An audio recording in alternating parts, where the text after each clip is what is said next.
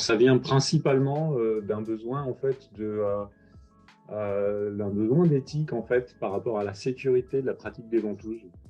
Avec le temps, je me suis aperçu surtout en discutant en fait avec des gens qui travaillent dans l'assurance pour les praticiens de médecine chinoise que en fait la ventouse avait une accidentologie bien plus importante que d'autres disciplines.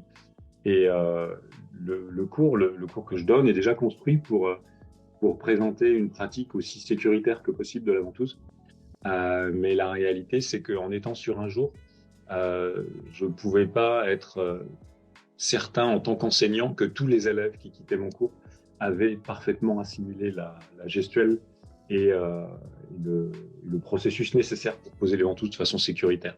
Et donc, en fait, je pense que le choix de 2 jours s'est imposé tout simplement parce qu'il me semble que c'est à peu près la seule façon d'arriver, de se rapprocher en tout cas des 100% de certitude concernant les capacités techniques, en fait, des étudiants qu'on reçoit en cours quant à la pose des ventouses de façon en suivant un protocole sécuritaire. Donc c'est ça principalement qui explique le fait de passer de 1 jour à 2 jours, c'est pour être vraiment sûr que tous les étudiants partent avec non pas seulement un savoir, mais un savoir-faire déjà construit sur la pose des ventouses. C'est difficile parce que dans le détail, c'est des risques de brûlure dont on parle, ce qui est assez évident quand on sait comment on pose une ventouse en verre, puisqu'on se sert d'un coton inflammé. Mais je pense que la plupart des gens, alors c'est très difficile d'extrapoler, je prends un risque quand je dis ça, mais j'imagine que si les gens ont des accidents, c'est tout simplement qu'ils ne respectent pas les protocoles tels qu'en tout cas moi je les enseigne. Et donc, ou alors qu'ils n'ont tout simplement pas fait preuve d'assez de rigueur dans la méthode qu'ils utilisent, même si on leur a montré les bonnes techniques. Donc voilà, les kinésithérapeutes ont perdu il y a quelques années, 2 ou 3 ans, je crois, le droit de poser les ventouses. Je pense que c'est essentiellement pour des raisons sécuritaires. Ça me chagrinerait énormément de voir la population française privée de praticiens sachant poser les ventouses si une interdiction nationale se faisait. Donc pour moi, c'est vraiment important, dans l'intérêt des praticiens, des patients et des gens qui sont passionnés de ventouses comme moi, c'est vraiment fondamental de passer un niveau au-dessus au niveau de l'aspect sécuritaire de la pratique. On essaie de couvrir un maximum de terrain en s'appuyant sur... le but du jeu pour moi, c'est que les praticiens aient des bases solides. En fait, les ventouses ne sont pas très compliquées à utiliser dans l'ensemble. Une fois passé la difficulté, parce qu'il y a une réelle difficulté technique à passer pour les poser de façon satisfaisante au niveau sécuritaire. Mais d'un point de vue théorique, ce que je fais, c'est couvrir un petit peu l'historique et puis ensuite donner les bases saines et logiques qui permettent de comprendre l'action des ventouses. Alors, je ne peux pas rentrer dans le détail ici, mais essentiellement, ça relève du traitement des troubles trophiques et puis du traitement de la circulation sanguine dans les zones de haute densité au niveau des tissus myofasciaux. C'est essentiellement sur ça qu'on apprend à travailler.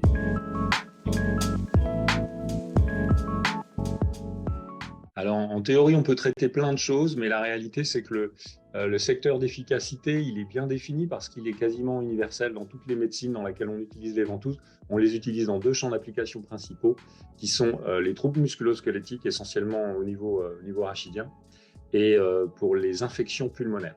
Donc, on peut extrapoler des usages périphériques à cela, mais essentiellement, c'est dans ces 2 domaines-là qu'on a le plus d'efficacité, le musculo-squelettique, surtout rachidien, et les troubles infectieux pulmonaires.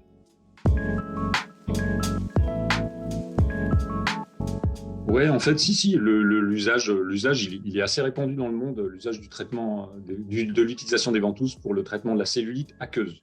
En fait, il faut savoir que, alors, je ne suis pas un spécialiste, mais il y a plusieurs types de cellulite. La cellulite, en théorie, c'est quand même un tissu pathologique. Il y a les cellulites noduleuses, si je ne dis pas de bêtises, et les cellulites aqueuses. Et en fait, pour la cellulite aqueuse, l'utilisation fréquente de ventouses peut favoriser l'amélioration de la qualité des tissus. Maintenant, je t'avoue que c'est pas un sujet qui me fascine en tant que clinicien, c'est pas mon sujet d'intervention du tout. Donc, si on me pose des questions, j'y réponds pendant le cours, mais on voit pas de protocole spécifique qui relèverait de l'utilisation cosmétique des ventouses pendant le cours, en tout cas. Quand on est ostéopathe et qu'on voit une ventouse, le premier usage qu'on a envie d'en faire, c'est pour traiter les cicatrices. Alors, c'est effectivement un excellent outil pour traiter les cicatrices, bien qu'il ait un ou deux inconvénients, c'est qu'il est moins sensible. La pose des ventouses est quand même quelque chose de plus, en tout cas moins sensible que l'utilisation des mains. Donc en fait, je recommande d'abord toujours aux gens de savoir bien servir de leurs mains pour traiter des cicatrices. Et ensuite, en tout cas, quand on est sur un tissu cicatriciel vraiment solidifié, dans une zone qui pose peu de problèmes, là, on peut commencer à utiliser des ventouses, en général surtout des ventouses silicone. C'est celles dont je me fais l'avocat pour ce champ d'application parce que ce sont les plus appropriées simplement parce qu'on peut les déplacer sur la zone à travailler. Donc, pour faire simple, d'abord, on va y trouver tout ce dont j'ai eu besoin, moi, tout ce sur quoi ma pratique de ventouse repose. C'est-à-dire que je pense qu'on n'a pas besoin d'énormément d'informations, il faut avoir des bases solides, il faut comprendre ce qu'on fait. Donc, on va couvrir rapidement l'historique. On va en tout cas extrapoler, en utilisant les théories de médecine chinoise, on va extrapoler la fonction exacte des ventouses pour savoir exactement ce qu'on fait. Et de ça, on va pouvoir déduire les populations de patients sur lesquels il va être le plus intéressant de poser des ventouses. On va, dans le détail, voir comment on décide sur quelle zone on pose des ventouses. Et puis ensuite, on discutera des marques de ventouses. Et avec cette base-là, déjà, on peut faire 90% du travail. Donc moi, comme je viens de te le décrire, c'est surtout les concepts de traitement qui m'intéressent. Je ne suis pas un grand fanat du concept de protocole parce que je pense que ça va à l'inverse de ce qui fait notre succès en tant qu'ostéopathe ou qu'on fasse quelque médecine alternative que ce soit, c'est-à-dire le traitement doit être ajusté aux besoins exacts du patient et les protocoles donnent, je pense, surtout aux jeunes praticiens, les mauvaises habitudes vis-à-vis de ça. Donc, on ne voit pas vraiment de protocole, mais on apprend surtout des concepts. Et une fois que les concepts ont été bien assimilés, on apprend des techniques qui permettent de poser les ventouses avec un maximum de sécurité. Alors, on couvre l'usage de quand même 3 types de ventouses, qui sont les ventouses en verre, les ventouses classiques, celles qu'on utilise essentiellement pour les troubles musculo-squelettiques et aussi pour les infections pulmonaires. Et puis, on voit aussi l'utilisation des ventouses silicone, qui sont des ventouses souples qu'on peut déplacer et qui sont un outil de travail assez exceptionnel pour le traitement du fascia superficiel. Donc là, on retombe quasiment dans le domaine de la médecine manuelle. Et on voit également l'utilisation, mais ce assez rapidement, des ventouses à pompe, qui sont les ventouses les plus communément utilisées dans le monde de la kinésithérapie, mais qui requièrent aucun enseignement particulier parce qu'elles sont très faciles à utiliser et qu'elles n'ont pas autant de multiplicité d'usages aussi importante que les ventouses que j'ai citées précédemment.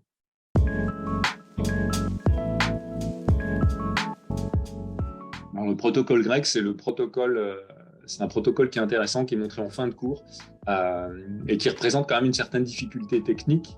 J'y reviendrai parce que justement le fait que maintenant on puisse faire durer le cours on puisse faire le cours en 2 jours devrait quand même permettre aux étudiants d'avoir un niveau de maîtrise suffisant pour qu'ils soient capables de pratiquer ce protocole grec pendant l'enseignement, ce qui n'était pas le cas avant, parce qu'il requiert en un temps assez limité de faire entre 60 et 80 poses de ventouse. Le protocole grec, c'est un protocole que j'ai hérité d'un monsieur qui s'appelle Bruce Bentley, qui est un des spécialistes mondiaux de l'utilisation des ventouses et qui, au cours d'une étude de terrain en Grèce, a appris l'utilisation de ce protocole d'une grand-mère grecque, si je ne dis pas de bêtises. Et c'est un protocole qu'on utilise pour le traitement des infections pulmonaires en phase de prodrome. Et à ce jour, c'est de loin la méthode que je connais la plus efficace pour traiter ce genre de pathologie. Et c'est intéressant parce que je sais qu'il y a beaucoup d'ostéopathes qui sont écartés avec le temps du traitement des infections.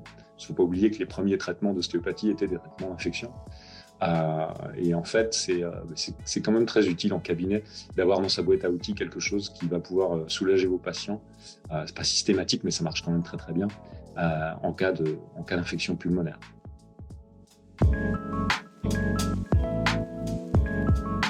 les personnes à risque sont en fait les patients très âgés parce qu'ils ont souvent des peaux fragiles et que la sollicitation mécanique au niveau de la peau est assez particulière quand on pose des ventouses. Donc, on ne peut pas poser des ventouses sur des peaux très fragiles. Donc, les personnes âgées ou les sujets très jeunes, on va dire moins de 5 ou 6 ans, sont quand même à la limite de la contre-indication, ou en tout cas, il faut faire attention.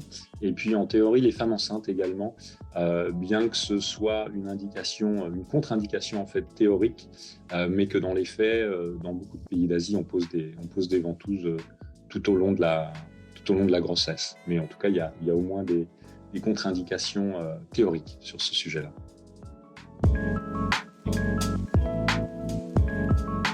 Alors, il faut savoir qu'en fait, les ventouses sont posées de façon très efficace par des gens qui sont dans le monde entier, par des gens qui n'ont aucune éducation médicale, et qu'en fait, en tant que praticien, il faut savoir ce qu'on fait, il faut avoir un corpus intellectuel derrière, il faut avoir une théorie d'application. Mais en fait, on n'est pas obligé de connaître la médecine chinoise. La médecine chinoise n'est pas la seule d'ailleurs à utiliser des ventouses. Ça a été utilisé en médecine hippocratique, mais dans l'ensemble, c'est quand même une médecine de grand-mère à l'origine dans pas mal d'endroits du monde, la médecine des ventouses. Et c'est pratiqué de façon très empirique.